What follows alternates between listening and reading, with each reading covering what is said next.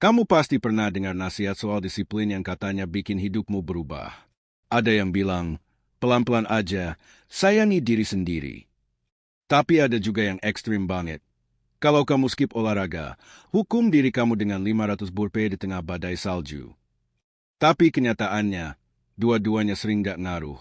Karena akar masalahnya bukan di nasihatnya, tapi di fakta bahwa jadi nggak disiplin itu terlalu gampang. Otak kita selalu cari kenyamanan instan. Bukan salahmu. Itu memang cara otak kita bekerja. Yuppie! Kamu janji sama diri sendiri, besok bangun jam 6 dan langsung olahraga. Tapi begitu alarm bunyi dan kamu masih bisa meringkuk hangat di kasur, tanpa konsekuensi apa-apa, ya udah, pasti kamu pilih lanjut tidur. Disiplin? Kalah telak. Dan inilah yang sering orang salah paham. Kita terlalu mengandalkan willpower alias kemauan. Padahal, kemauan itu gampang luntur. Solusinya bukan makin motivasi atau makin keras ke diri sendiri, tapi bikin tidak disiplin jadi pilihan yang lebih menyakitkan.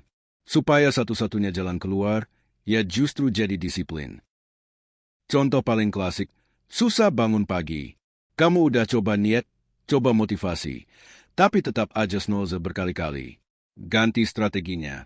Taruh alarm jauh dari tempat tidur, dekat segelas air. Jadi pas bunyi, kamu harus berdiri buat matiin, dan sekalian minum air itu. Badan mulai, on, dan kembali tidur malah ribet. Boom, kamu berhasil bangun. Atau saat kamu niat kerja, tapi tiba-tiba nonton video 20 menit tentang teori konspirasi di anime One Piece. Solusinya? Bikin distraksi itu jadi nyebelin. Pakai website blocker. Tapi kalau kamu masih bisa matiin sendiri, lebih ekstrim lagi. Matikan HP dan taruh di ruangan lain. Atau logo dari laptop. Kebanyakan orang terlalu malas buat login lagi. Tapi bukan cuma rasa gak nyaman yang ampuh, rasa rugi secara finansial jauh lebih efektif. Ada istilah psikologi, loss aversion. Kita lebih takut kehilangan uang daripada tertarik mendapatkannya. Mau rajin olahraga? Taruhan uang. Janji sama teman. Tiap skip latihan, kamu transfer Rp100.000 gak mempan? Naikin jadi Rp500.000 atau pakai situs yang bakal nyumbangin uangmu ke organisasi yang kamu benci kalau kamu gagal. Seketika, males olahraga jadi keputusan yang mahal.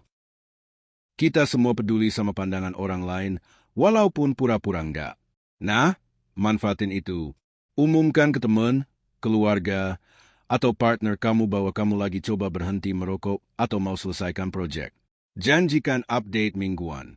Sekarang, kalau kamu nyerah, bukan cuma kecewa sama diri sendiri, tapi malu dilihat gagal. Bahkan ada riset, hanya dengan ada orang lain di ruangan, performa kita meningkat. Ini disebut body doubling. Kalau nggak ada yang bisa nemenin langsung, ikut aja sesi kerja online bareng.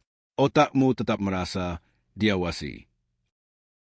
Bahkan hal simpel kayak wallpaper HP yang berisi tujuan hidupmu bisa nancap kuat di kepala. Setiap buka layar, kamu diingatkan bahwa nyerah itu artinya gagal di depan mata sendiri. Intinya bukan soal memaksa diri terus-menerus, tapi menciptakan sistem di mana jalan termudah adalah pilihan yang benar. Dan saat jadi nggak disiplin terasa lebih susah, otakmu bakal mulai patuh. Tapi hati-hati juga, jangan sampai hukuman terlalu berat. Kalau skip olahraga bikin kamu kehilangan Rp1 juta dan kamu tetap skip, kamu nggak cuma malas, kamu juga bangkrut dan stres. Mulai dari rasa nggak nyaman yang ringan, tapi cukup mengganggu. Dan satu hal lagi, otakmu itu licik. Dia bakal cari celah. Kalau kamu taruh alarm di pojok kamar, tapi kamu mulai tidur sambil bawa bantal cadangan buat nutup telinga. Selamat, kamu udah ngebobol sistemmu sendiri. Solusinya? Terus update sistem. Harus selalu selangkah lebih cerdas dari rasa malasmu. Ya, kadang kamu tetap akan gagal. Kamu tahu akibatnya, tapi tetap nyerah. Dan itu wajar. Tujuannya bukan sempurna. Tujuannya cuma satu, biar jadi disiplin itu lebih gampang daripada nggak disiplin. Kalau 8 dari 10 kali kamu berhasil karena sistemmu bikin malas jadi menyakitkan, itu udah menang.